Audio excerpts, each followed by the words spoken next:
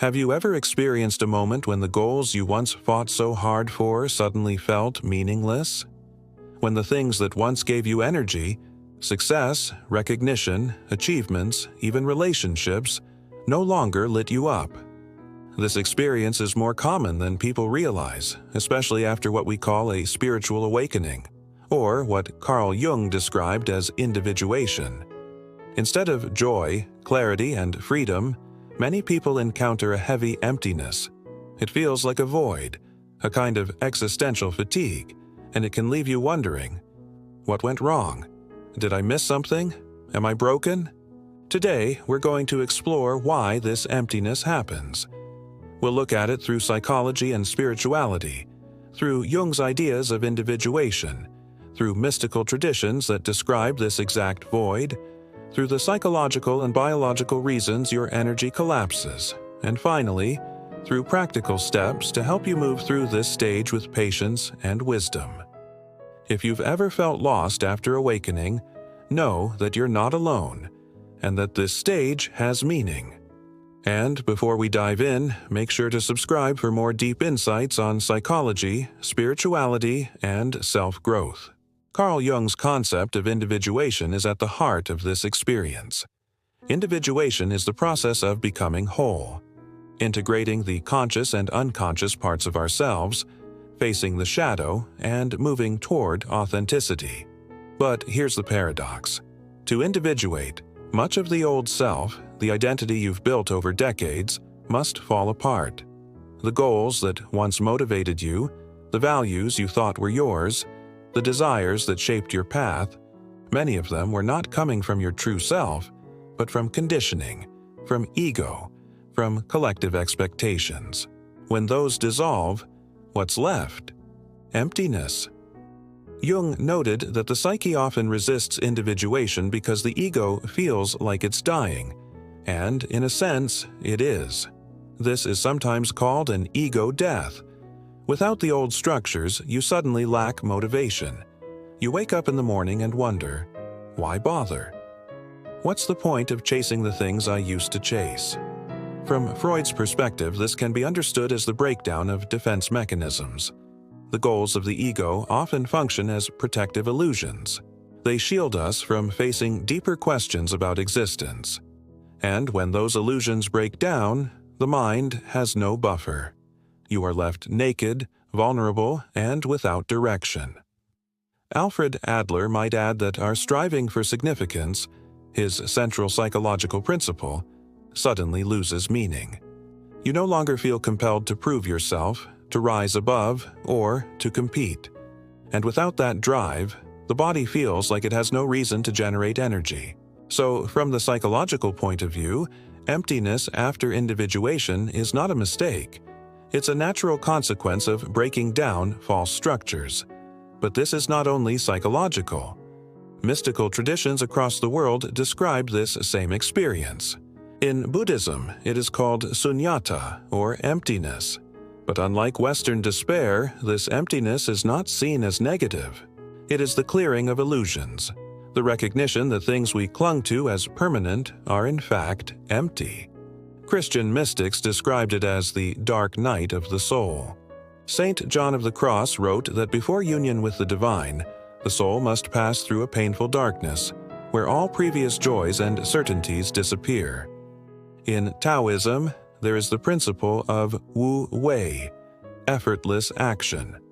But before one reaches Wu Wei, there's often a stage of stillness where striving falls away.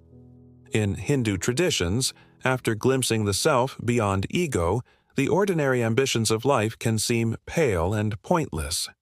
This stage is sometimes referred to as vairagya, detachment.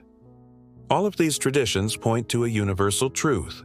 Emptiness after awakening is not failure. It's a stage of transition.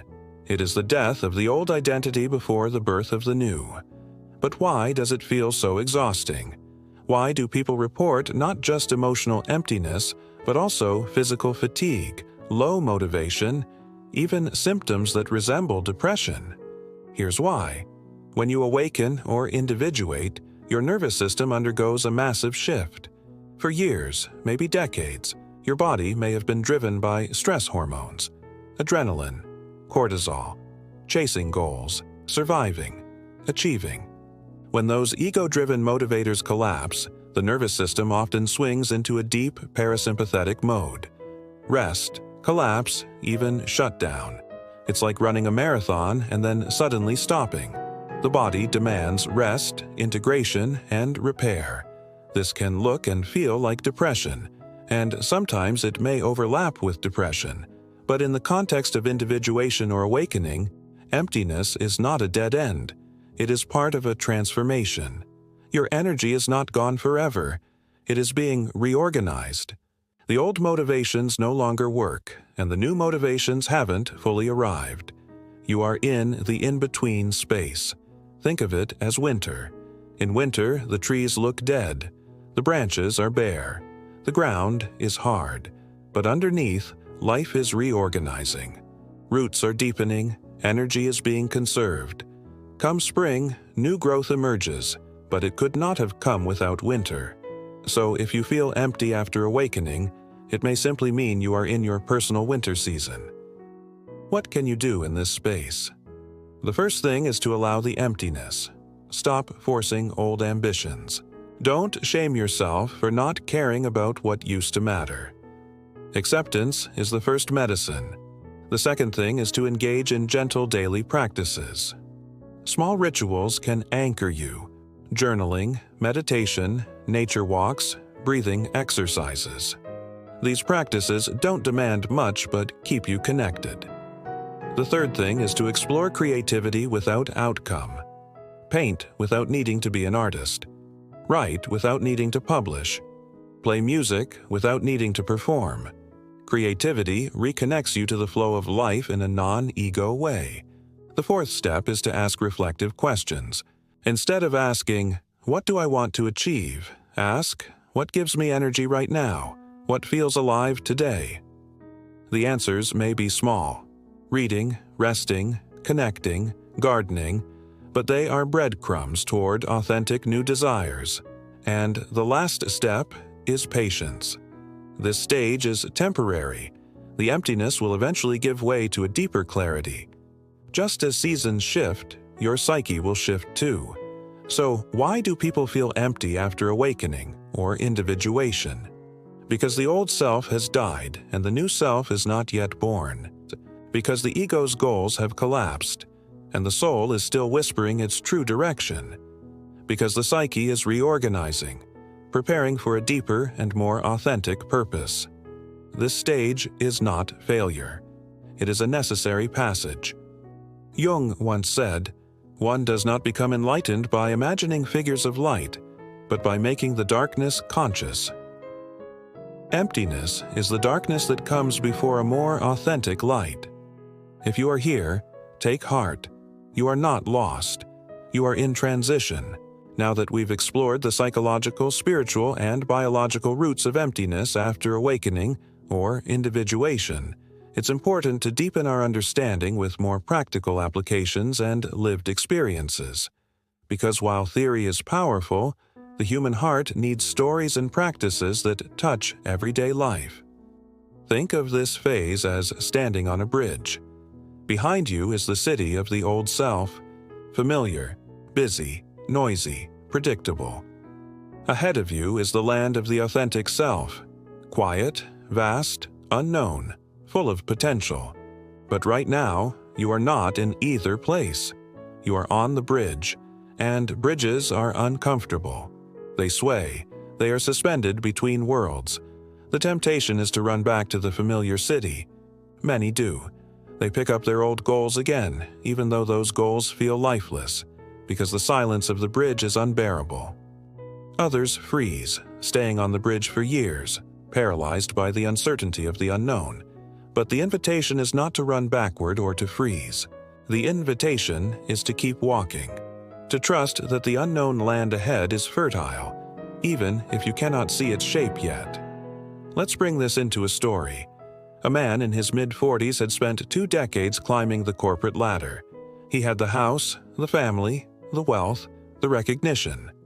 And then, after a period of therapy and a silent meditation retreat, He returned to work and found himself staring at his desk in confusion.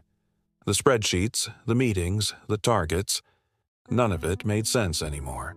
He felt nothing, no motivation, no drive, just a void. At first, he panicked. Am I depressed? Am I losing my mind? But gradually, he realized he wasn't broken, he was awakening. His old identity as the achiever was dissolving, and space was being made for a new identity, one rooted in authenticity rather than performance. It took months of discomfort, but eventually he left his role and started mentoring young professionals, not for status, but because it genuinely gave him life. His story illustrates an important truth. Emptiness is not a dead end. It is a pause before redirection. Thank you for listening, and if this video resonated with you, make sure to subscribe for more deep dives into psychology, spirituality, and self-growth.